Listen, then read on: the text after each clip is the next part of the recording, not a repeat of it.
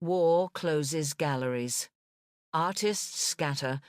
One woman chooses to go against the current by when the crowd flees. New York. 1942. Venice. 1949. From a small gallery to a palazzo on the Grand Canal. Taste turns into power. A private collection turns into a legacy. This is the story of Peggy Guggenheim. At the end of this story, you'll take away 3 things: buy against the tide, build a runway for talent, and turn place into soft power. Peggy grows up between New York, Paris, and London. Her living room is an art salon. Ideas move faster than the ink can dry. Early comes a life cut. Her father dies on the Titanic. A lesson etched. Deep money can vanish. Taste, if right, remains. From then on, she chooses the new.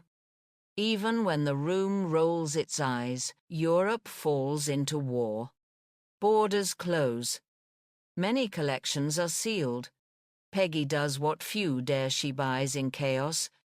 She helps artists reach America, gives them oxygen to keep creating. One name enters her program, and her life, Max Ernst. A master of surrealism. New York begins to breathe like an art capital. Peggy's rule is concise: buy for vision, not for fashion. In October 1942, she opens Art of This Century in New York. The space is designed by Frederick Kiesler. Paintings seem to float in air. Light leads the eye. The viewing path is choreographed. It's not just a place to hang pictures. It's a stage for a new language. Then comes the bet that splits the crowd: Jackson Pollock. Most say, I don't understand. Peggy pays a monthly stipend so he can paint full-time. She gives him a solo exhibition in 1943. She places the bet before consensus appears. To take off, you need a runway. And Art of This Century is that runway. The war recedes. Europe reopens. In 1948. The collection appears at the Venice Biennale.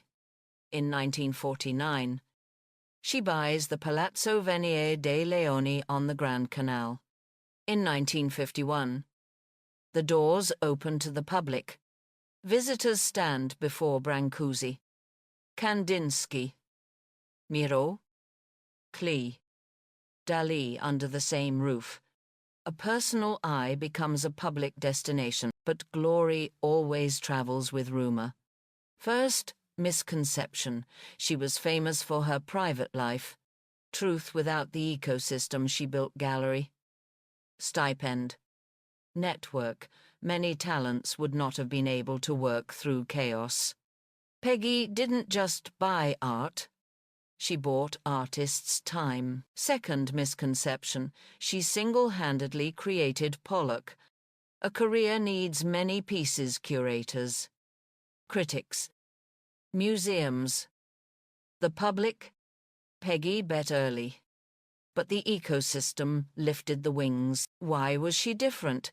Timing: she acted when prices were soft and attention was elsewhere.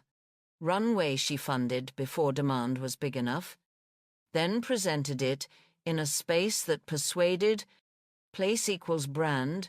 Venice reframed those very works. The site amplified the art. Legacy is what remains when the lights go out. In 1976, Peggy transfers her house and Venetian collection to the Solomon R. Guggenheim Foundation. In 1979, she passes away. Today, the Peggy Guggenheim collection remains one of the most visited modern art sites in Venice. Intimate, personal, alive enough to argue with. 3 lessons. Brief: 1, buy against the tide.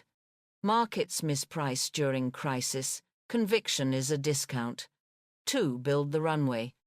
Don't just discover talent, nourish it, stipend. Space. Schedule. 3 place is soft power.